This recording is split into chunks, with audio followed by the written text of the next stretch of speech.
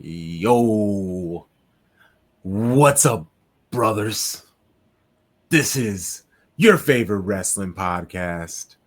As you can see, I've been telling y'all we add more faces. It's growing. We got a nice stable here.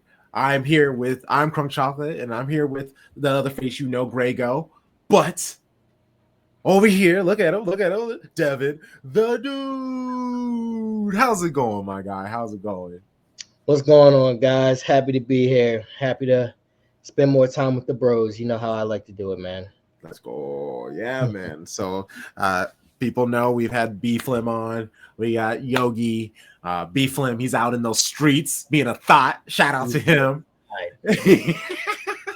And Greggo, he's out. And Yogi, he's out there doing responsible things, I'm sure, being a contributing member to the community.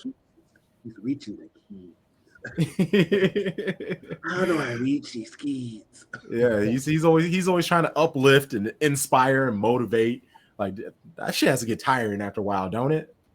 I mean, you gotta have, like, when you're dealing with teenagers and all the shit that comes with that, it takes a special level of energy. It takes a special level of patience, because I just could not imagine just dealing with that on a daily basis. Just in especially these kids nowadays. Yeah. Like, bruh. Like, wow. But I had to, bring one of my tag team partners from FTC, my fellow Scorpio bro, literally the next day after mine. Like, oh, really? Yeah. Like we do this. That's dope.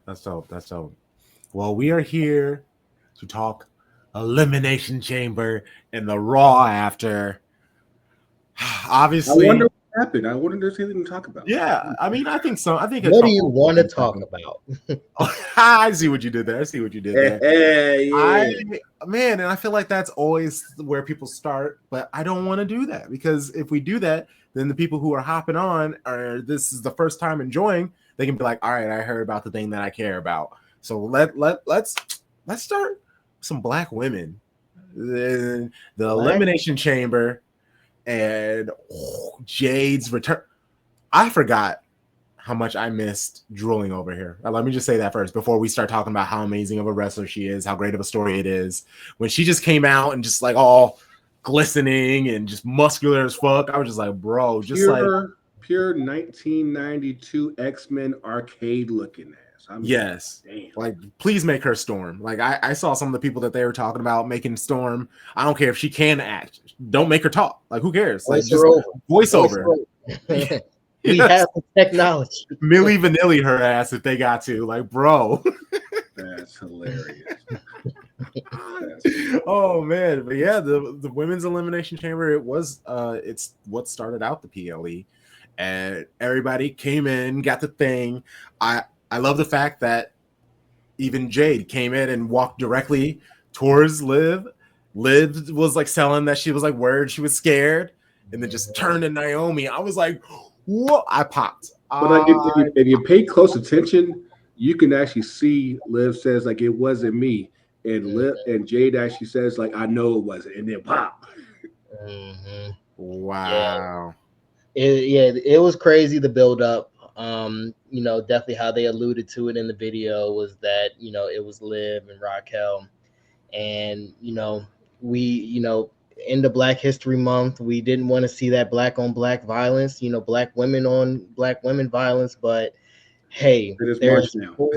Yeah, but it's also Women's Empowerment Month, so I'm definitely not going to get in between. Hey, I'm lifting you up. If you want to do that, Jade, you do that. I am going to empower you to attack whoever you want. Do you boo? But yeah, man, the Elimination Chamber. Well, actually, let's stay here with the whole Jade. Do you think Bianca is a part of it? Do you think Bianca was the mastermind? I'll say this. I think Triple H does a really good job with just leaving like little crumbs here and there. And I happened to go back over on the old Bird Box earlier today, and one podcaster Stephanie Hypes. She's been at the scrums and everything. She actually left a couple of clips, and I was like, because like back when they first like showed the video that it might be Liv and Raquel, like just like little things as far as like how Bianca would react and things like that. I was like, and then Monday night when they had Rhea versus Iyo, like just to like your homegirl just got her basically her whole head and neck busted, and you over here just skipping like it ain't no thing. Just like yeah, she was like, I will handle the situation separately. Yeah, no, the beginning interview that she did with I didn't talk to everybody first. I talked to everybody right, it's and like, it's like, wait, you haven't reached out to homegirl? What? Oh, I mean, and then side note, did you see the Naomi and Jay at the movie preview, and she had the matching neck brace? Gotta sell it. Gotta sell it. I love that. That's old school, because I feel like there was a time where wrestling, they were like, it's fake, and now they're going back to kind of embracing the kayfabe. So it's like kayfabe it's evolved, where it's like we know what's real, but also you kind of play with, is it real? I don't know. So I like it. I like it. Indeed. Nah, that was a good on Naomi to keep it going. Still styling and profiling with the neck brace. Kind of reminded me of Vince McMahon back in the day. Oh, yeah. He definitely used that, like when he had his steroid trial, like he had like the whole neck brace going into the courtroom, like, I'm so hurt, I'm about to be laid up. But yeah, I mean, like that's part of the game. Like if you know that you just went through this whole ass beat down, like, and you suddenly you're out here in the public, like you gotta sell that shit somehow. So that way it's like, oh yeah, what happened? Are you okay? Like, I'm doing it day by day. I'm just trying to make it. Sidebar on that, by the way, the premiere that they were at was for Queen of the Ring that's coming out this weekend. I've heard a lot of good things about this. So if y'all haven't heard about it yet, check it out. Like I said, comes out this weekend nationwide. And I think they were at the one of the premieres this past Monday. And I heard some good stuff about it. So get at it, man. Yeah, it looks like a good movie. I've seen the previews for it as well. Yeah, it looks interesting. I'm definitely going to check it out. It does. So back to Elimination Chamber. Roxanne Perez, Liv Morgan, Alexa Bliss, Bayley, they all did their thing. You know what? I was like, part of me was like, considering what happened on Monday, I'm even more surprised now that Bianca won, because I felt like if there was ever a time for there to finally be that big Rhea versus Bianca WrestleMania match, because all things considered, like they've kind of kept those two separate for the longest time, especially since they've been on the main roster. And I was like, because like my gut feeling that I went through the whole thing on Blue Sky the other day, I was like, that could have been like a night one main event. Like, so you were specifically talking about the fact that on Monday, Rhea Ripley versus Iyo surprised the world and Rhea Ripley. Oh yeah. I thought that was easy money for Rhea to finally get her win over Iyo, and I love that though, because that it's a long time storybook storytelling, because of the fact that this is the whole thing that Rhea Ripley she's super dominant over everybody, physically dominant, but for some reason she can't beat Iyo Sky. And naturally with Bianca Belair participating in it, however she did, I will say I blame Rhea Ripley more, because even at the end, she was yelling at herself. She wasn't yelling at Bianca Belair. She was calling herself stupid. And she did. She lost her shit at Bianca Belair. There was no reason for her to while at Bianca and push her and all that stuff like she did. What were you saying, Devin? She pulled a CM Punk essentially, right? She took her mind off the main event, off the main thing. I think it's kind of interesting, right? Just to bring it back to the chamber at the end when Bianca won and Rhea came out and Iyo came out, and just how heavily they were advertising the match between Rhea and Iyo. The writing was essentially on the wall. You knew this was not going to be as smooth as it should have been, right? So as much as they heavily advertised it throughout the match and towards the end there, just to kind of skirt Iyo in it, I was really just like, like what is about to happen with this match? Otherwise, if it was going to be just a straight squash for Rhea, I don't think they would have, put it in our faces as much as they did. So I kind of saw the writing on the wall with that. But but again, cheers to Bianca, right? Like, I think it's good that she's kind of getting her shine back that she had not too long ago, a few years ago. Like, there was a time Bianca was the dominant player in the women's division, right? There was just a time where she was this dominant force that could not lose, especially in a singles match. And it was good to see that again. It was good that feel good feeling of her dominance once again, especially to go through an elimination chamber, two-time elimination chamber winner now. So it's just to see that resurgence again. It felt good. It felt nostalgic in a sense, and I'm interested to see where it goes. Obviously, just with the three of them so heavily involved now, with obviously Iyo with the belt now. I'm wondering, is this going to be a triple threat heading into Mania? There's still so much time. Like, it doesn't feel like it, but there is still a whole lot of time left between now and Mania, and Rhea's not just going to go away, right? Obviously, she's one of the stars. She's probably like number 2 in the division right now, in the women's league and in the women's division, excuse me, and she's not going to get left out of the main event. So I'm interested to see where this goes from here. I think the interesting thing there is that, of course, Rhea and Bianca had that interaction outside the ring, where Bianca put hands on her, and of course, it wasn't any type of specialty match. It's like, hey, it's 1-on-1, so it's like, hey, you put your hands on the opponent. That's supposed to be a disqualification. And that didn't happen. I know. I was kind of shocked that the ref didn't blow it up and mess it up for Iyo, because I feel like, didn't she do that to Iyo before? Bianca like disqualified Iyo from a match. Bianca did that to qualify for the Elimination Chamber. Iyo. Oh yeah, yep, exactly, yep. And like I thought that that's what they were doing all over again, but. Those are the things where people talk about like loopholes in storylines.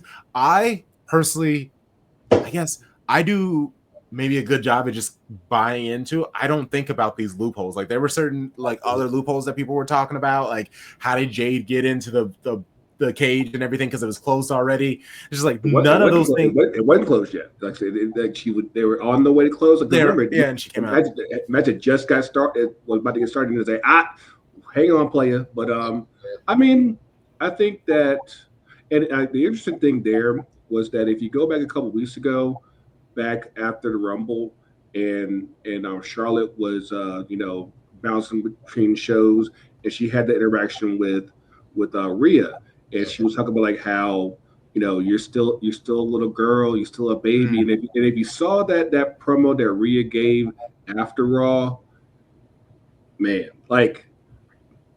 I know it's easy money to probably put Rhea in between Bianca and Iyo, but I also feel like that moment there is like you could reasonably have an expectation to put her into the Charlotte and Tiffany match. So I'm more intrigued in that too. That would act, because yes, Tiffany, Charlotte, sure. Somebody needs somebody to cheer in that match, because I feel like the way that they're doing that. Well, they're gonna cheer Tiffany. What do you mean? She keeps doing heel shit, and I'm like, but people still love her though. They love the fuck out of her. Because like I'm sure, like I watched it I watched the show on Sunday on the way back from Charlotte, and I know we're kind of jumping ahead, but I'm just like I understand that people are cheering for, but it just the curl ain't curling quite right for me because she does obvious shit. I'm like, no, she's not trying to be babyface at all. Well, the curl ain't curling because it's Tiffany Stratton. The hair can't curl. It's not supposed to.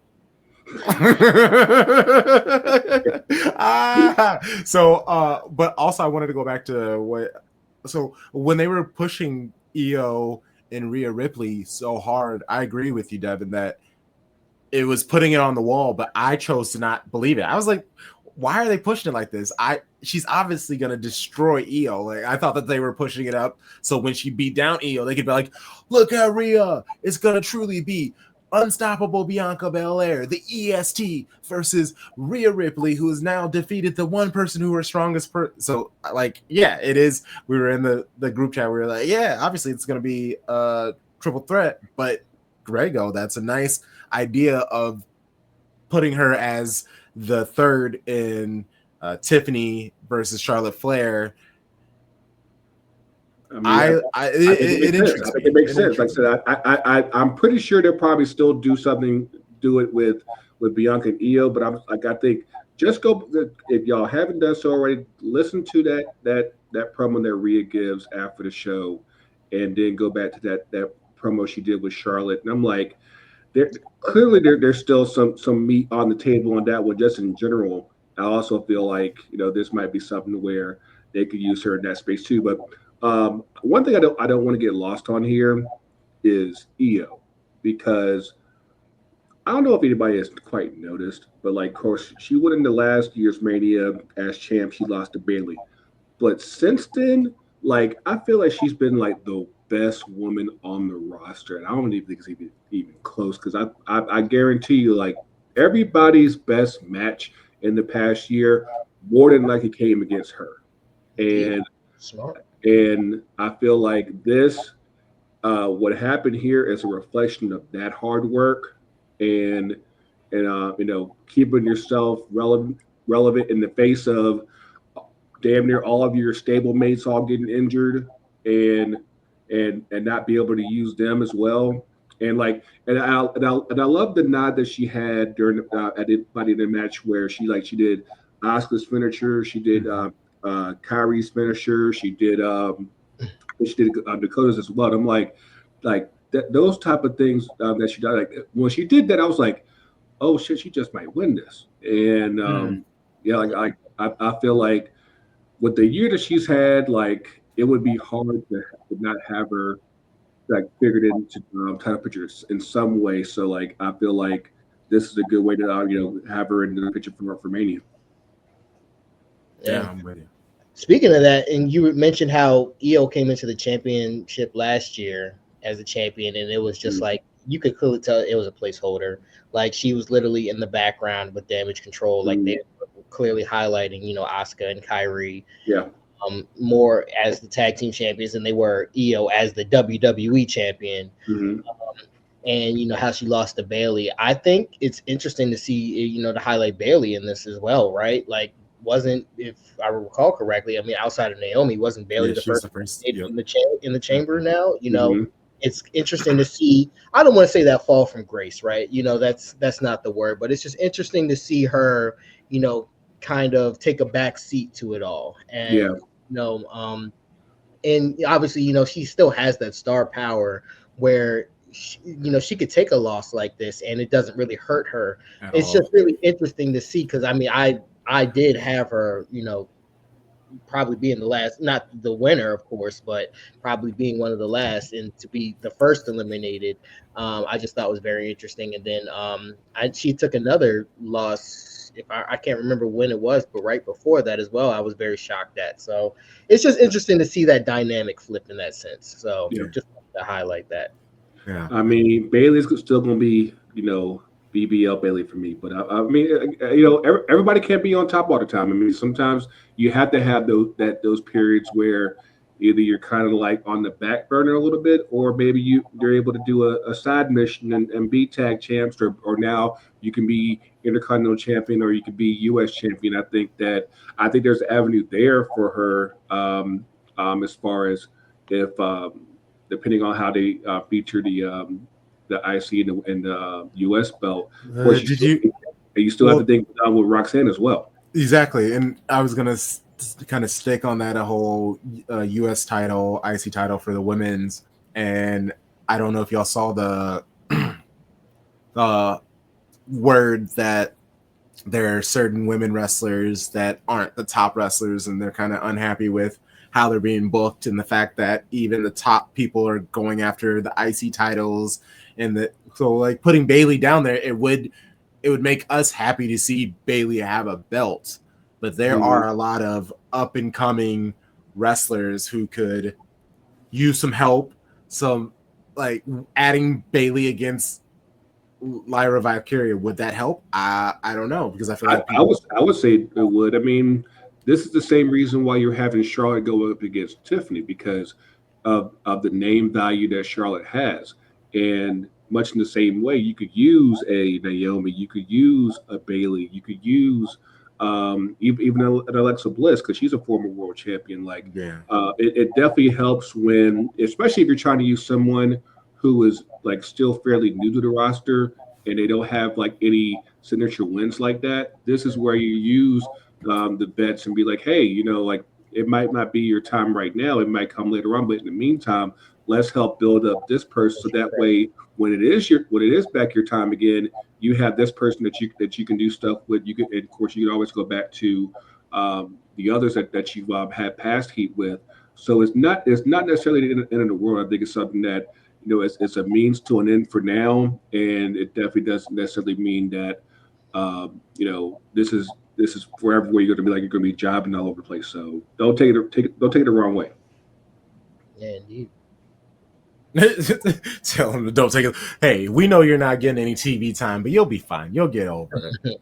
I mean, it's tough right now because like like take on what happened right now with Carmella. She's all mad about not getting her contract renewed. I'm like, there's talent all over the place on that roster now. It's like, get out of here, girl. Nobody likes you like that. Or did she just have the baby? Like, which one? She just had it. Okay, she had it last year. Yeah, I was gonna say actually not even just, but no, she's had it for a while, and we're gonna keep it honest. Like her, you know, her boy is doing his thing, but also, you know, honestly, I think he's the reason behind it. Honestly, I think. Well, he was the one who threw the the heat on him is coming on her. And he's not as relevant anymore. He, like, when he was a top guy, I get why Carmella was getting kind of the rub, and she. Not Carmella. Yeah, Carmella. Yeah, no, I'm saying not Carmella. Like when Corey Graves was a top yeah. Carmella was at the top. And Carmella, and so like they were a pair, and now that he's lower on the list, whether it's because other people have come in or because he talks too much, and honestly, she was cringe. I like her doing that terrible moonwalk and all that other stuff. Like, bro, neck. I mean, I get that you're attractive, but like as a wrestler, I wasn't sold on her. She wasn't the only one to try to do this, and that's just it. Like, kind of like how we were talking about a few weeks back, with like back when Ricochet left. It's like there's people on the roster that are there that's basically there that can take your job, and especially in the women's division, like you have so much talent coming through. Not only on the main roster, but just all the wealth of the overload of talent that they have at NXT. It's like, unless you're just like a box office draw like that, like if you're coming close on your contract, it's like, yeah, like they can move on without you. I mean, you saw they let go of Sonya Deville, and now they got Carmella out of there. It's like they don't have, like, I think there's just this idea that these spots are obligated. I'm like, they're not. We're gonna be honest. Sonya Deville was a DEI hire. She was like the queen of the gays, and that turned a nozzle. Like, you know, she got the interactions for that, and that was about it. Like, I mean this in respectfully. But now that Triple H and his ex-mom-in-law, I don't know what he calls her, but now that Linda is under where she is, under the people that he is now, he's like, all right, DEI. I don't see black and white, but I definitely don't like gay. I mean, yeah. So, you know, it is what it is. Like, shout out to her. She was great, but time has passed her. Like, she needs to go and get that heat going somewhere else. Like, where is that? I don't know. She could probably add some legitimacy to AEW. Like, she has that level where she could go to AEW and be great, but like she's too good for TNA. Obviously, I don't think she would. She wouldn't. I don't think she would go to TNA. TNA typically has a pretty strong women's division, so I don't doubt that she can work there. I think that that would be awkward though with the collaboration that they got with WWE. No? Yes and no. I feel like it definitely keeps a bit of a door open for her. And I mean, like I said, like sometimes you just need that fresh coat of paint elsewhere for people to realize, like, hey, I still got it. Like, I'm still good. So, wherever she ends up, that's cool. But I definitely feel like I said, like there's a boatload of talent right now within the WWE system, and it's like, hey, like unless you're like one of like, I'd say maybe 4 people on the roster, I'd say everybody else is entirely replaceable. 1,000%. Well, okay, I don't even want to stay on this match because we know what this match was. Tiffany Stratton and Trish Stratus defeat Nia Jax and Candice LeRae. They were in Canada. They wanted to show that Trish Stratus still got it. Which she does. And she does. I will totally admit, now that we are very much out of Black History Month, seeing that double milk side by side, it was tasty. It was tasty. It was nice. But here's the thing, though. Like, I don't know if y'all have to notice that. Did you notice, like, at the end of the match when Tiffany was about to hit her finisher, how like Trish was like on, she was like kicking her, right? And that's what I'm talking about. People want to cheer Tiff, but I'm like, you see this, and I'm like, are we sure that this is going to the way they think? Because I mean, granted, exactly. And it's like she is a mean girl, and like, yeah. Obviously, people will find every reason in the world to boo Charlotte, but I'm like, I don't think that Tiffany's giving them really a lot of reason to cheer her either. So it's like, and I think she went to the wrong corner because you saw where she ended up. I think everybody saw like Trish was under the turnbuckle. Who was it, Nia or Candice LeRae, whoever it was, they moved to the other turnbuckle because they were like, let's do it over here. And I think she was just so locked in on doing it there, and she just kept like kicking at Trish, and Trish was like, bro, what are you doing? Just go to the other turnbuckle. It was very weird because she kept doing it, and I admit it was very weird. And I don't think it's a storyline thing. Maybe it does become a storyline thing because they can do that. You can easily turn and be like, hey, we meant to do that.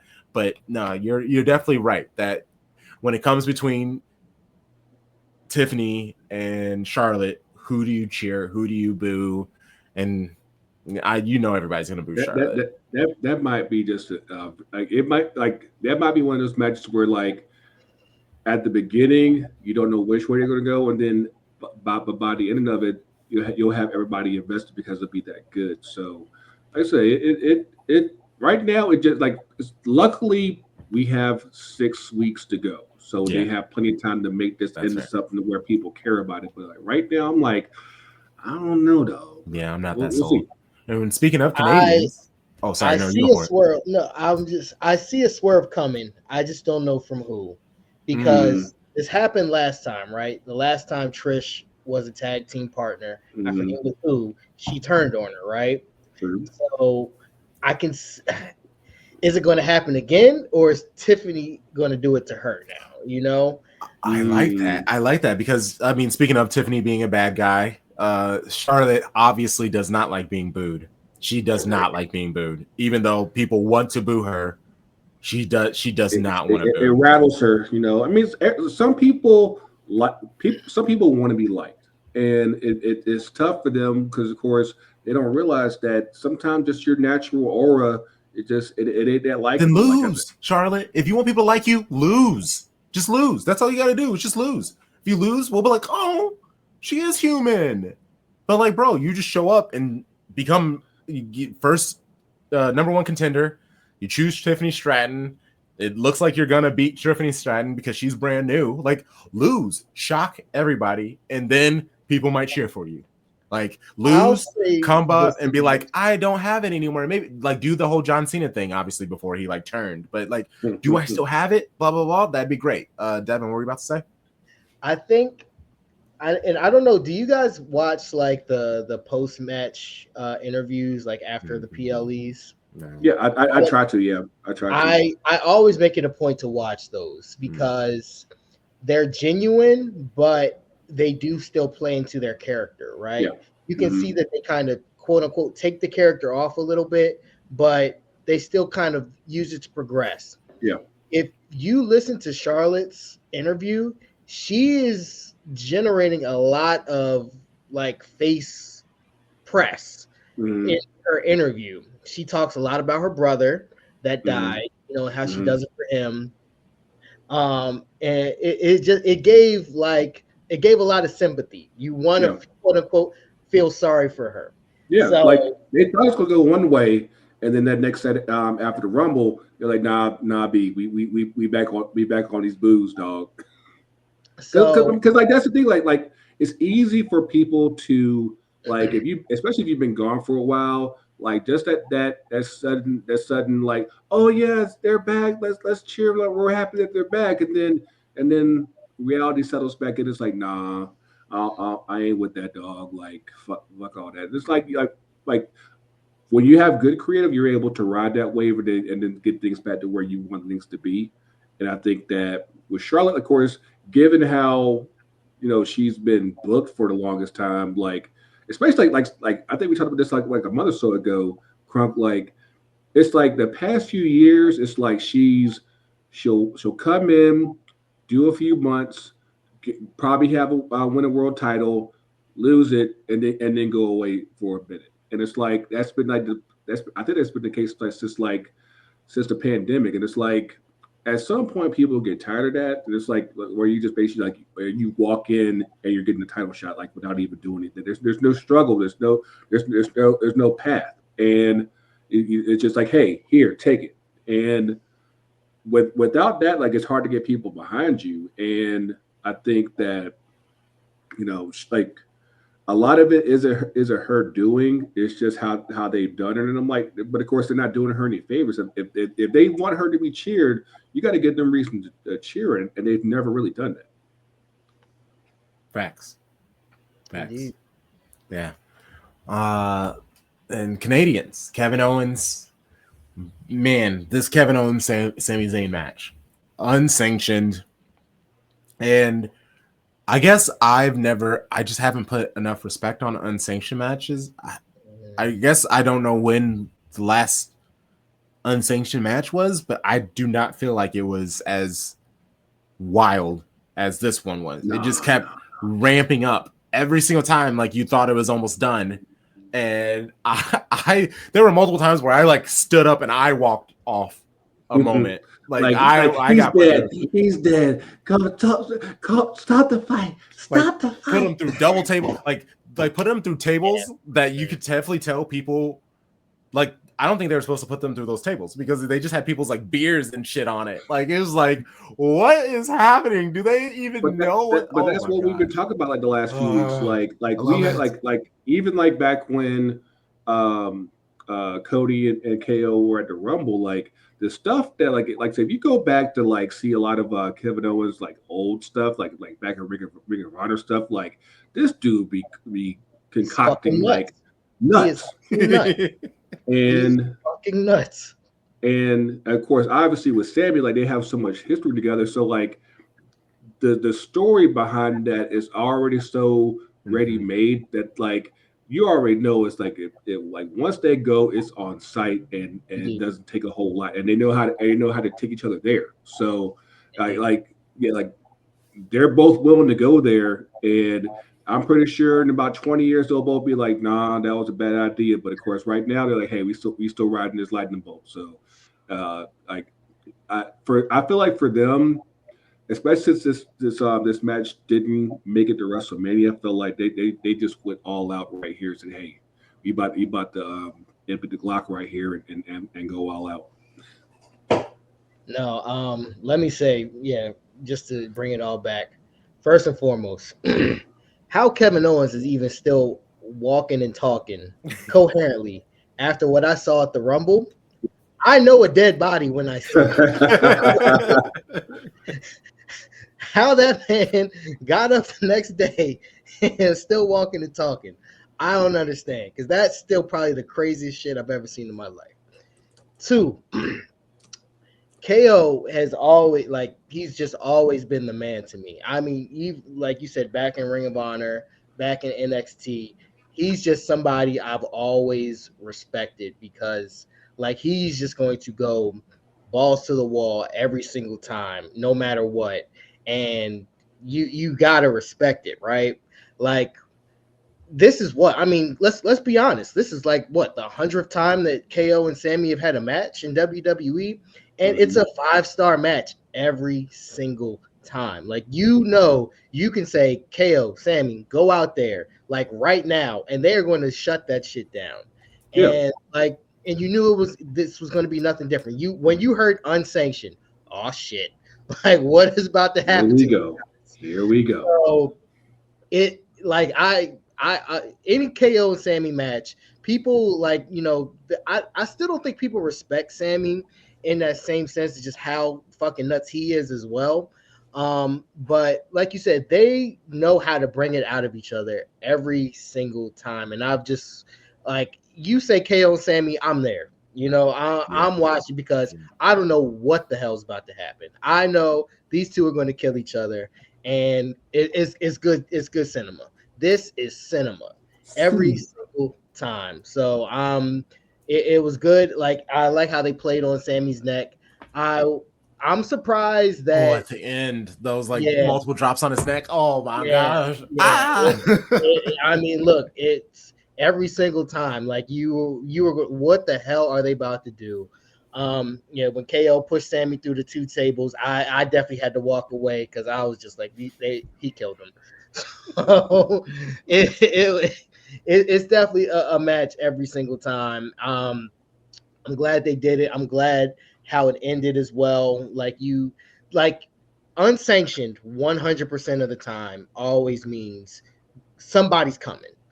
Every single time. I don't know if there's been an unsanctioned match in the history of WWE what didn't mean somebody else was showing up at some point to, even the odds, in a sense. So I'm glad that Randy's definitely back. Oh my gosh! And he almost did the punt. I lost it, because I haven't seen him do that. And I was like, oh, we're getting that, Randy. I needed it. Let's go. Randy, I needed that punt so bad. I couldn't breathe until he punted that man. So it was good that he was back, and I'm glad that they're kind of teasing that again, regardless of what comes from it. So, I mean, we'll see what happens with Sami. Is he going to be out for Mania? Is he going to be, how that works? But it's definitely setting up, I think, like KO and Randy for WrestleMania. And let's be honest, Randy can take it there. He can take it there too. So I think those two are good for for pushing the limits right now. And as old as Randy's getting, no offense, he's still got enough in the tank where he can. Well, he lost all that weight that he gained. I think that's why he was taken out, so they could give him time to not rush losing the weight that everybody was making fun. Not making fun. Actually, everybody enjoyed the weight that he had, but I think No, he definitely came out looking swole. Like, I was like, respect, right? Like, I see what you did there. Yeah. Dude, I like the only reason why I was like, when they scheduled the KO Sami match, I was like, this only reason why they're doing this here is because, like, that means Randy's coming back. So you saw that coming? See, again, like, I didn't. I popped hard. I was like, let's go. Yeah, I'm too dumb. Because the way they built up Sami and KO was like, that should be a Mania match. So the fact when they put it for Elimination Chamber, I was like, oh yeah, because given the run that KO's been on, I was like, that's the one person that hasn't gotten their lick back. And I'm like, yeah, so like Randy's got to come back and get that lick back. So yeah, like I'd say it's full speed ahead for Randy and KO for Mania. Okay, yeah. I love it. Yeah, no. Unsanctioned, 100%. Somebody's coming. Somebody that's not part of the match is coming. 1,000. Interesting. Okay, now let's talk about it. The men's elimination chamber. Oh my goodness. Let's start off with the losers first. Okay. Did Logan Paul do anything to get y'all to embrace him a little anymore, understand him as a wrestler, not hate his gut so much? I'm gonna jump early because I don't really need to add more onto him.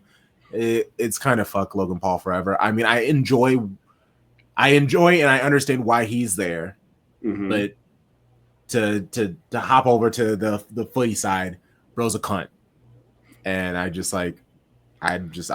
over him. Like I get it. He's booed. I'll admit I like the fact that he pulled out the American flag because I know about the beef, but also what the American flag represents now. I also have to be like, oh, but also but hey, that's heel shit. That's heel shit right in the moment, and like that, and that worked. I mean, like at this point, I think people realize that Logan Paul, CM Punk read him so well last week. I mean, like, yeah, he did. He's the type of person that just like he wants the reaction whether he means it or not. Like he just wants the reaction, and but I'd say that he makes it so easy for him to hate him because of course I think that in a lot of cases like that's just who he is, and I mean for what he did in the match, I mean it was fine. I think that. Obviously, I don't think the focus was really on him that much like that. I mean, obviously, other than like his interactions with Punk, but other than that, it's like we didn't have like any real crazy spots or anything like that. So, it's kind of like par for the course. I think that given how he was eliminated by Punk following him eliminating Punk in the Rumble, it's like okay, that's something that they could put a bow on, at least a pin on for right now, and maybe they might revisit that maybe sometime over the summer. But for the most part, I'm like okay, that was what it was. Yeah,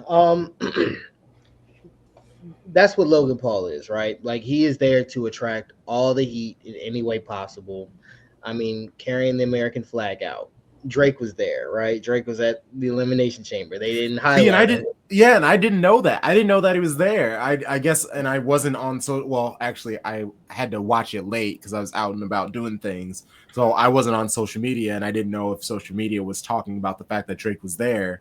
But to find out that he was there post and he wasn't shown on the screen, I was kind of shocked about that. It goes to show you. I mean, especially considering, everything that's happened over the past year. It's like, damn, like they won't even acknowledge him at in Toronto. Like, yeah, like either he wanted it that way, or they're like, nah, we good. We don't need all that. Right. But for even for Paul to write OVO on his chamber, like he's doing everything he can to attract the heat, and that's his job. So at this point, to me, Logan Paul, he's just there, like he's there to attract those boos, and that's what he does, and he does that well, respectfully. He does that well. So, is there anything he can do to ever make me like embrace him or not? No, that's not what he's there for, and that's that's just who he is. That's what he's going to do, and it is what it is. So yeah, I like the retribution around it. Like you said, he eliminated Punk at the Chamber. Punk eliminated him at the Rumble. I mean, and Punk eliminated him at the Chamber. So it was just a nice little bow to put on it, and the real story was everywhere else, right? He was just there for entertainment value. Yeah. Well, because I remember they announced that he wrote OVO on one side and I saw that. Yeah. And whatever on the other side. I just thought, yeah, he's in Canada. Of course he's going to write that. Then once I found out that Drake was there, I was like, ha, that's hilarious. I love that. So like in the end, like he gets the wrestling part, but even when he the go home show when everybody came out in Elimination Chamber and were kind of like going at each other, and then Logan Paul came out and he started off really hot. He did great, and it just fell off a cliff. You could definitely tell that he didn't have a script, and he was just like, "No, don't worry, I got it." And it went real bad, real fast. And so, like, if he embraces being a professional, that might help him. But you can definitely tell that he still thinks that he's a natural and he's got it. And he is, like, obviously he's talented, he's athletic, yada yada yada. But like, bro, there's more to that than just straight up talent. Like, we got to see how hard you actually work for it, and it is what it is. He actually kind of reminds me in the LFG, so he sees things like that. He kind of reminds me of a younger Roman Reigns in the sense of where I feel like for the longest time with Roman, they were trying to get fans to like him, but it always felt like it was forced. It was forced, and things came too easy. Too easy for Roman. And there was that's a whole story itself. But like, there was no real struggle with Roman. It was just like, hey, just everything's like, it just comes easy. And I feel like here with Logan, it's like, I don't know if the idea is ever going to be for anyone to cheer him, but at the same time, I feel like as far as just respecting him, I feel like people are always going to look at it from a standpoint of like, whatever you get here is damn near handed to you. So it's like, are you really in this grind for real, or are you just here for the big spots? And until something with that changes, people aren't gonna, like, you're gonna have people read him like Punk did, be like, no, like, you're just a flash in the pan, like you're just here for the clout and not much else. So it's like I said, hey, if he's good with the booze, then trust me, we can give that to him in spades. Facts. Oh man. Okay, let's see. Damian Priest. I know it looks like they're doing the whole like Damian Priest, Drew McIntyre, which could be fun. It could be fun. I mean, Drew McIntyre is the fucking man. He finds a way to get me interested in everything he does. He's spent the entire time since. He's come such a long way. It makes no sense. He's come such a long way. 3MB. not even that. Like people forget. Like during the pandemic, and when he was made champ then, and just how that kind of didn't shake right because trying to transition into the Thunderdome and everything. There was a time where it was like for whatever reason it just wasn't quite clicking. And I feel like he'll probably never admit it in public, but CM Punk kind of saved Drew McIntyre's career, just as far as just bringing that side out of him that made him to where it's like, hey, this person actually is engaged, and this person actually is somebody that I want to hear talk, not just wrestle. And now you're at a point where it's like you said, like you actually look forward to him coming out and doing his thing. And like if you had told me that this was the same guy, maybe like 2.5 years ago, I'd be like, nah, ain't no way. But like that just shows growth. And I'm glad that he was finally able to bring that part out of him, because I mean, obviously he always looked the part. It was just a matter of giving people the why, as far as why I should believe in you, instead of just be like, hey, he's just big and strong, and that's why we cheer. I'm like, no, sometimes you need more than that. Okay, so why should we care about bisexual Undertaker? You know what? I think he's kind of in that same space where it's like, I think that there's a lot to him that's easy to like. I just feel like they haven't quite packaged it yet, especially as he's now a babyface. It's why do I want to embrace that that good side of you when that bad side, that shit was dope, that shit was clicking, and now that you're on this side, it's like, okay, now we have to switch things up. How do we keep you as engaging and interesting? Because sometimes, hey, some people are just better as heels. I mean, like, sometimes it works out that way. Indeed. No, I think you hit it on the head. Like that, I mean, just being the leader of Judgment Day. I mean, that was an era for sure, Hey, right? there are no leaders of Judgment Day. Point made. Point made, right? But yeah, just I think switching it up now. Like Greggo said, there's so much potential there, and it's just unlocking it, right? Mhm. He has the presence. I think he could be a little bit better on the mic to me. But you can see something there, and I mean, obviously he has the physique, right, Mhm. to be a dominant person, and Mhm. there's so much there. And I mean, yeah, I guess him and Drew, I think, are two guys in the exact same spot with the same skills, the same kind of everything going on there, and you know hopefully they can depend on each other to bring out the best of each other and go to the next level. But yeah, it's interesting to see the switch up and how it goes, because he obviously like still uses the Judgment Day music too, in a sense. So like it's like that persona's there, but he's not still him, so it's interesting to see, and we'll see where it goes though. But I mean, I think like I just said, I think the potential's there, so we'll see what happens with it. It's going to be tough because they both, Drew and Damian Priest, need the win. But also that's kind of the WWE right now, where they have people just facing each other, and someone needs to win, and you're just like, who can take this loss? Like, I don't think Damian Priest can take a loss, but also But that's I what don't makes want to things. see Drew McIntyre lose at all. Like, I just don't, especially to Damian Priest. Like, respectfully, Drew McIntyre should be beating Damian Priest. He should, but I think that's what makes things so interesting is that I don't think there's a clear cut favorite one way or the other. So it's like, hey, that's what makes people tune in and be like, hey, which way is this going to go? That's fair. That's fair. That's fair. Oh, okay. Oh my gosh. Seth freaking Rollins getting eliminated and curb stomping the dog shit out of CM Punk, which He didn't double stomp. I told you, like, hey, that double stomp, that's when you know it's real. That's when you know it's really real. Like he just but he stomped him on the stairs. I mean, yeah.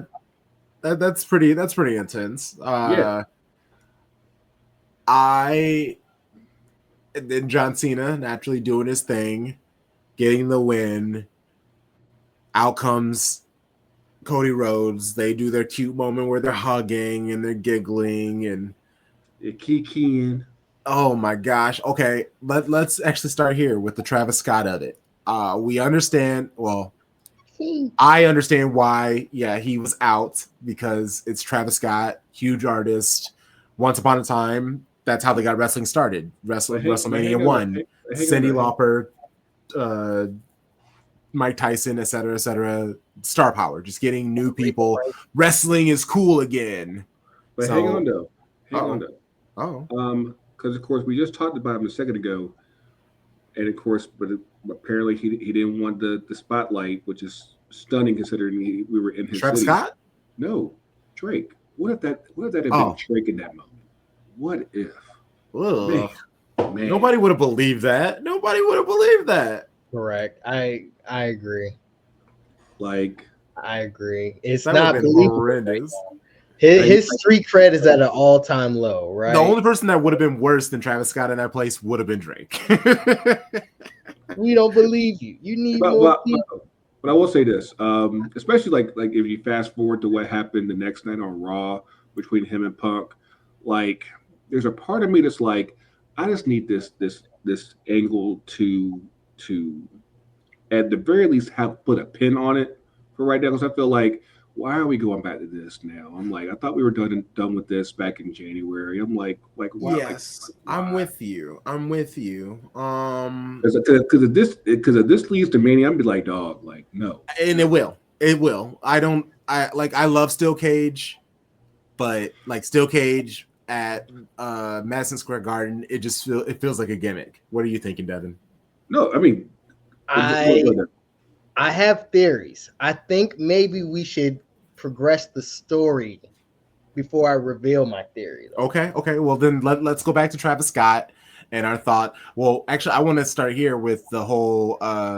It came out that Travis Scott's participation in the situation potentially blew Cody Rhodes' eardrum and gave him a black eye. And I will say, I saw the black eye when they showed him at the end of the PLE. I saw that he had a black eye, and I was super confused. I was like it was already formed. I was like, yeah, I was like, I don't even understand what happened that he had the black eye. But then I do remember that Travis Scott did smack the shit out of him. I don't think Travis Scott understands and that it was fake. And when you watch, it's kayfabe. My bad. I don't. And when you watch it back live, like you can't miss that smack. It's like, oh no, he got him good. And the funny part there is that, of course, during the post show scrum, they're talking to The Rock and they're talking about the possibility of Travis Scott having a match, and he's already been training. I'm like, if he's training, then what was that? Because this scrawny ass, who is he gonna fight? Like that's less believable than like Roxanne Perez and Zelina Vega's tiny tail walking around beating people up. Like respectfully. I mean, but I think I can see to an extent, but at the same time, again, like if this is your first foray into the ring and you damage the guy in it's not a good look. Business. It's not a good look. People have had careers ended because of stuff like that. And of course, like I think The Rock aired like the behind the scenes, like I guess immediately after when they came backstage and Travis Scott's all hyped and everything, and I'm like, dog, like I need you to bring that down. Well, he was chugging his alcoholic energy drink, so like he was lit. He drank that whole can basically. And then he was enjoying the sage. So of course he was crunk of that bitch. Like I trust me, I felt him. Enjoying the cilantro. Enjoying the cilantro. You know, he was having a good time. But it was Devin. When actually did y'all before you go, did you see that video? Oh yeah, no, you put it in the IG group chat of the kid like had no idea who Travis Scott was, and he was so confused when Travis Scott was standing out there, and he was just like, who is this? Who's this man? Whose fans is this? But you know what though, man? Like, I mean, granted, Travis Scott's already got the main song for WrestleMania this year. You know, obviously he is who he is to the rap game and to the culture. But yeah, like sometimes you just say, hey, just be over here. Just be over here and don't do nothing. Be seen. Not be heard. Be seen, not heard. But I mean, obviously, I'm pretty sure we're about to go into it in a second. But I'm just like, I obviously he wasn't even necessary to it. But I guess that just adds on to the spice of this hype, because you already know once Cody comes back, like it's going to take a minute for that shiner to wind down. So like, it might just be cleared up by Mania. So it's like, but yeah, we'll see. I think it's just real funny. Just to touch on it real fast, what was that? Not even a month ago, he was coming out with Jey Uso. Yeah. Oh, let's get on that real quick. Okay. So obviously we saw what happened with Cena. I think I saw somebody on Twitter talking about where was Jay to come help Cody, because that's his boy and everything, right? Get his eardrums blown out too. But something to consider, because of course I put that into the thread as well. You saw Jay and Travis at the January 6th Netflix premiere. They came out together. Who were the last two in the Rumble back in last month? Punk Jay and Cena. Yeah, that's what I meant. And who do you see now with Rock and Cena? Travis Scott. And who is also a very dear cousin of the final boss, Mr. Jey Uso. But and of course, like people are starting to make clues that hey, like there might be more than one person. Because like first, Rock was talking about 3. Now he's talking about 2. That there might, I guess, be one more person. I'm like, look, I think there's an avenue there, and because now, remember, last 2 at the Rumble, and who now has world title matches at Mania next month, Jay and Cena. You could have an easy scenario where both of your guys that would be crazy. Are changed. I would lose it. I would absolutely lose it. It's like people want to eat. Like, so are we gonna angry eat? We gonna be mad eating? But go even further there. No yeet. No yeet. Yeah. And Jimmy's off it. I'm over It's the Jimmy. final possible the reason behind that push. Got y'all thinking. It's definitely a theory. It's a theory, and I still have something I want to say. I'm upset. I don't like that. It's Which a means theory. it's probably accurate. Yeah, it's a good theory. It makes you feel People are so caught up in one guy turning heel, it might be missing that over here might be happening right under their nose. Oh man. What you got, Devin? Well, I mean, so if we want to, progress the story, right? Oh my gosh. Cena doing the biggest heel turn since the Third Man, right? Mm-hmm. Yeah. It, nobody saw this coming. Mm-hmm. And just the second he hugged Cody and his face went dark, I think like everybody, it was a to everybody, No. it felt like you got punched in the stomach. Like, Yeah, I don't think there was a single person watching that has been a fan of wrestling. They didn't feel the weight of that emotion, right?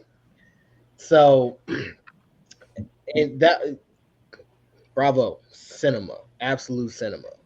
To go on to what Greggo was saying about, obviously there potentially being two more men based off of how The Rock is acting, right? Yeah, holding up the 3, and then after Cena, he's holding up the 2 now. So, yeah, that leads there to believe that there's one more. Mm-hmm. I think, right? So there's people here that are still not part of this picture that are going to be inserted by WrestleMania. Yep. There's one person here that we haven't seen in a minute yet, right? And that's the tribal chief. And where does he? I don't think it's going to be him. I don't think it's going to be him. But I was gonna say, but like, why are you mentioning Roman? I don't think it's going to be him.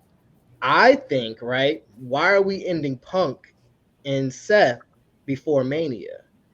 I think there's a favor. There's a favor that has not been cashed in on yet. Mm-hmm. And who was the last person to get eliminated? Punk. But what really happened in that match? And he mentioned it during his promo. He did not tap out. He did not submit. He didn't. I'd be like, yeah, time to put in that direct deposit and send that check to WrestleMania. So, I think Punk's going to be in it. And I think Roman's going to be in it. I think Roman, after all that he's been through with Cody, I think they're going to swerve it. And him and Cody and Punk are going to be against The Rock. I don't see that only because I feel like that leaves out Seth. And I do think that, obviously, with the way things were left with Roman and Seth at the Rumble, you probably get that. Now, I will say there is an avenue where actually probably both get involved in that match. So, yeah. I think there's a lot to be involved here. And I think it could be Seth. That'd be crazy. That would be crazy. I don't like this. This is why I don't book. This is why I don't fantasy book, because it all makes my brain hurt. I just like sitting and being excited and feeling a way about things. Yeah, man. This is exciting, though. This is exciting. The crazy part about this is that they got out so much out of that show, and the show is only 4 matches. Mm-hmm. They got so much. Like you got stuff with Jade and Naomi now. Of course, you got Bianca with her match.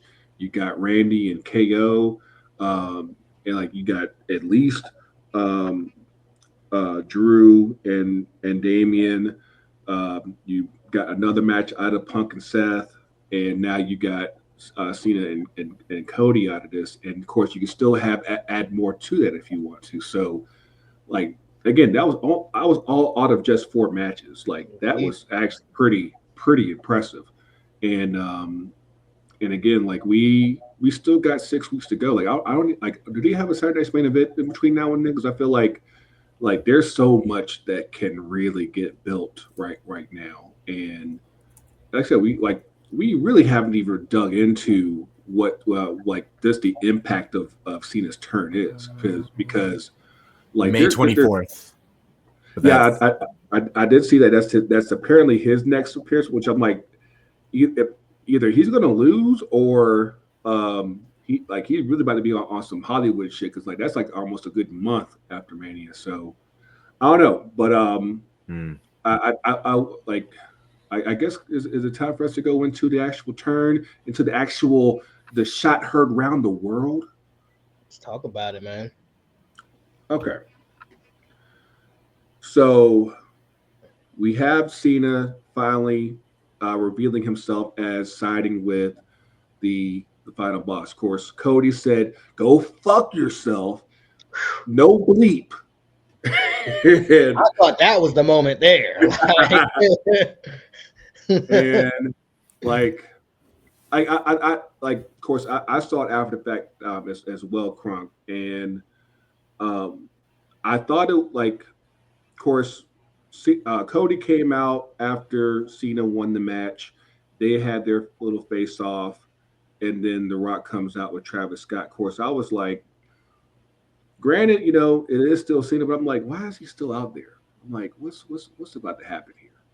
And you have that moment with Rock and Cody, and of course, those of us that have watched a long time, you just know that Cena sometimes he'd be a real over the top with shit. So like when he's like yeah, get him and all that, she was like, calm down. And when that hug came, I was like, oh damn. But here's the thing. So you have this monumental turn. Like they counted the days, like it's been like 5,000 days since he last was a bad guy, since he was a heel. And mind you, this is still supposed to be his retirement tour, right? Yeah. Supposed to be. How was this going to end by this? How is this going to come full circle? Because you just started something huge and you're going to tell me that it's only going to end in December? I don't see how that's possible. All it takes is he loses his title somehow and then Rock beats him down, or Rock and his cronies beat him down. That's all it takes, is just they're going to have to turn on him. People will want to cheer on it. But then you have that, and you still have to get. You got to get his lick back out of it. It's like there's no way to help whoever win. He just has to help whoever win, and it will probably be Cody. He'll just help Cody win, and him and Cody will lift arms, and it'll be all good. There's no way for this to, because we already know that the way the Triple H the Triple H has been doing his creative. I'm like, there's no way they could do all that in essentially 10 months. There's none. I mean, and besides, not to mention that, what if this shit actually takes off even higher than what it is right now? So you tell me that no matter what happens, it's done in December, and we're supposed to be like, hey, yeah, remember that time when you kicked Cody in the balls? Yeah, my bad, we cool. Like we're gonna go ahead and lift you on our shoulders and put you in the Hall of Fame next year, and that be that. I'm like, yes, no. The Rock did the things that he did to Cody last year, and then when Netflix you see how people are doing him right now, they're like, dog, what are you doing? Yeah, so I'm just saying, he's gonna retire, but I mean, we still get Stone Cold every now and then. We still get Undertaker every now and then. He's gonna retire. This ain't that. Even with Stone Cold, that it took him a good minute before he turned back. Like you can't like you have something that's this big that's caused this much interest in people have been talking about on all different shows and everything, on the Daily Show, on First Take and everything, and you ride that momentum and be like, and then be like, yeah, we're gonna keep riding and keep riding. Like, oh shit, it's November, we gotta wrap this up. Like, the retirement was just a lead in. It was just it's how you drew us in. You think that's a red herring? Oh, for sure. I think that. I don't think this can end in December. I think that even being wishful with it, their earliest would be next year's Mania. I don't think that at all. I could totally see he gets taken out, gets beaten down real badly. August, September, SummerSlam, something like that. He's gone for a month or so. Pops back up. Everyone's super happy to see him. Hold on. If you're siding with the final boss and you're considered the GOAT in the company, who is going to touch you to where you would get beat down that badly? Especially if you beat Cody at Mania. So he's already world champion. He's got his 17th world championship. You're talking about you're going to be basically untouchable to where who is on that roster right now that would be able to be like, hey, I can go in and beat down Cena like it's like no, it's not going to be like I beat you in wrestling. It's just going to be like they will turn on him and he gets beat down so badly that he can now be squashed and be away for a month. That's all it takes. It's just beat him down senseless. Like, yes, you're untouchable, but also this is 2025. He's an old man. Like, bro, he's untouchable from like a historic purpose and I guess from like a storyline, but I could totally see him. Just like he turned on Cody, someone can easily do that to him, and it's karma. Well, who would other than Rock? Make somebody. Who cares? Like The Rock will be there to help him turn. Like it's gonna be Rock will bring in a new person. Like because what they can easily do is they can just like Cody can you can just slowly see Cody like Cody wins the title and just maybe by like obviously a month or so after WrestleMania he kind of starts coming to his senses that like. Maybe this isn't the thing that I'm doing. And it's just like a slow roll. And then you see Rock realizing that he's breaking down and he's not trusting him. And then from there, that's when the turn can happen. I don't know. Make Jay beat him down. That's what I'm saying. Like, I get what you guys are saying, but I do not want John Cena in 2026. Please get him out of here, bro. End this story. Now I hear you, but I'm like, again, this moment's too big. I hear you guys. We're talking in circles. We can get out of here. I hear you guys. Y'all have been locked in for consistently longer. Admittedly, I came back around the COVID time. So like I'm still kind of like a fresh eye to all this stuff. I don't have that like tie to John Cena. I get it. It's not even John Cena. It's like it's like a respect. You understand and you understand what he's doing and like storyline purposes. You just feel that he can't be removed. I get that. I don't have that to him. Even when I was a wrestling fan and he came, I was just like, this dude's fun, but like I don't really get it. There are a lot of people who want to see the bad guy turn to see how it ends, but I don't think it needs to be this like long drawn out thing. Like that's kind of the beauty of it, especially because we know that it's coming. It will make it easier for us to accept it. But if the business is that good, like you gotta have the ride that. Like, no, bro, you have too many other people. You have so many other people. But hold on. But that's exactly what happened with Roman. The business was too good, and they had to make somebody. No, they had nobody. They had nobody. And that's the thing. They he went through everybody, and by the time that they finally realized, oh shit, we went through everybody, they say, hey, we actually got to bring somebody back in to finally be that guy. And that's the case here, where it's like once you ride that money train, you got to find the right person to take over. Otherwise, you can end up fucking things up in a bad way. Because hey, you want to keep the fans coming in. You want to keep the fans watching. You want to keep the interest high. If you rush that too soon, you might fuck things up. And I think John Cena is going to be the reason why people stop watching WWE. If you saw how much interest that moment had, he's still that guy. he's still that guy. I mean, yes, because of the turn. Like it No, was literally people's childhood was broken. Like because he's that big. Because he's that big. Like Hulk because he's Hogan. been a good guy for so 30 long. years No, that. because he's that big. Yes, it's both. It's both. Like, it's both. Again, we're back to talking circles, so we need to get out of here. Like I don't care. We're talking about something that's gonna happen like 8 months from now. We need to see some more. We need to see some more. This is. I already told you I'm not the fantasy booking guy. Like this is. It's whatever. It's whatever. One last thing. Okay. I just want to touch on it real quick. That promo that Punk did on Monday. There we go, buddy. This, like I said, this is why I am a Punk guy. See, and that's what I'm saying. Like Punk, we still got Drew. Still needs to be put up on the mantle. We got Roman just cooling. We have so many people, and we're fucking talking about John Cena, and I get it because of the turn. But like, fucking bro, I do not want to be talking about John Cena during Christmas. Like, I do not want this to be happening. Please get his old ass out of here. I do not want to be staring at that bald head for like him trying to hide it and shit like that. No, bro. Fuck Can I ask one question? Can I ask one question? Go for it. You don't want to be talking about Cena around December, right? Why do you want to be talking about Punk around December? Well, here's the thing there.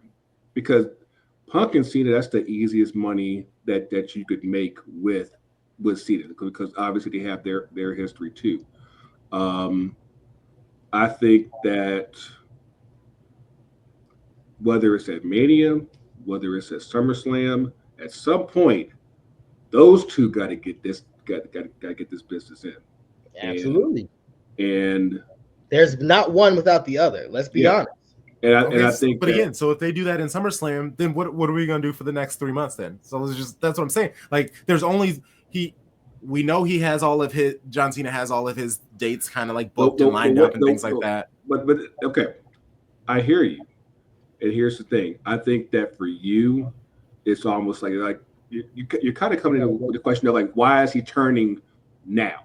I don't care that he's turned. But it's still like if he only has 10 months, it's like, why give them this when he's got to wrap this up?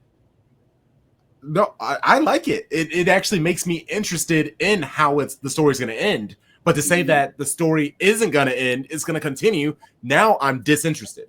Now I think, what was the point of announcing? It was like, I get it. It's to get people interested. But people were going to be interested anyway. On me. It's John Cena. Why do you need to put a spotlight on him? It's fucking John Cena. Because some people are ego driven. Like, that's why Punk had that promo. Oh my gosh, I don't know.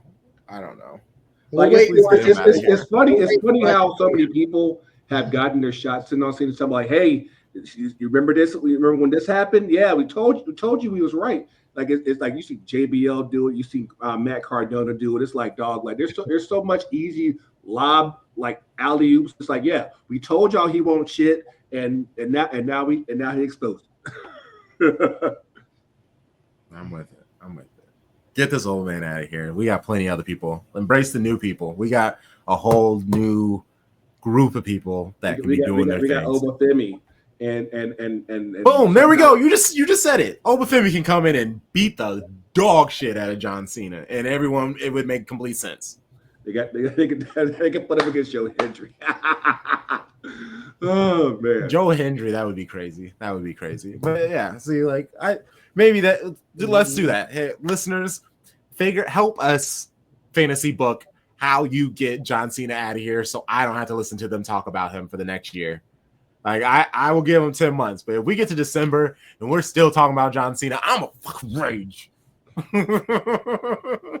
think you're gonna be interested, man. I think you're gonna be interested. Oh, here we go. Travis Scott's gonna take him out. You know, my goodness gracious. Okay. Anything else from Raw?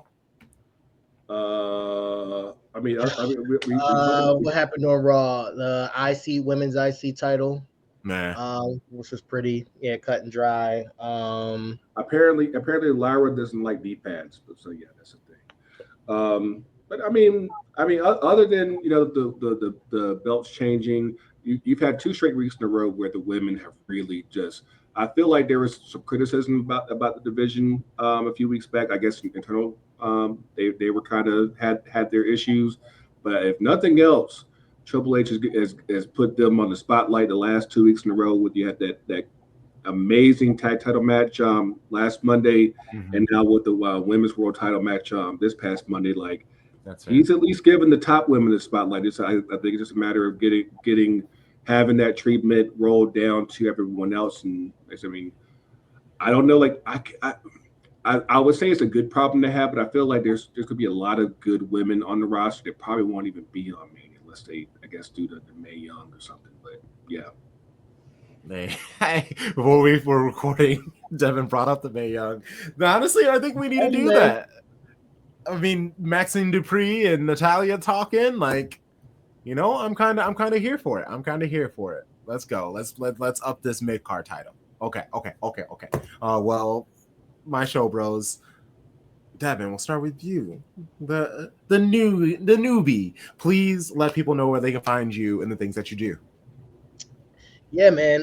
You can definitely find me on the Blue Sky doing the skeets. At Devin Pugh at Blue Sky. You know, all the rest of that stuff.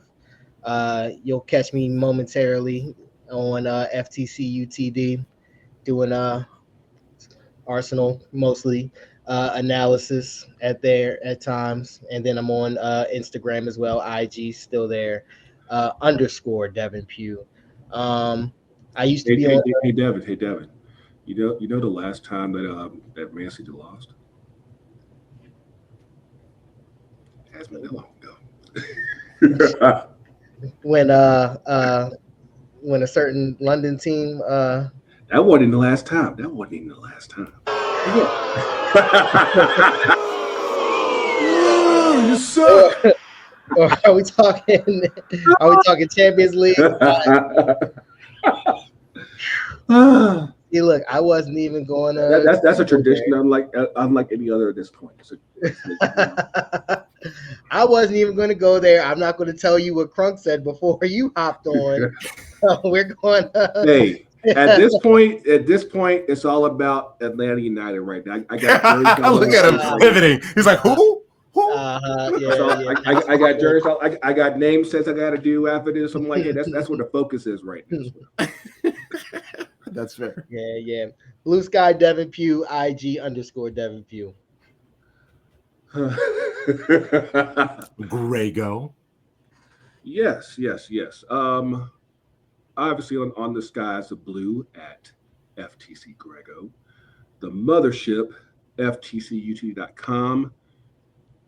For all you MLS fans out there right now, again, get at us. The name sets are up. Matter of fact, let me show y'all a little something real quick. Let me show y'all.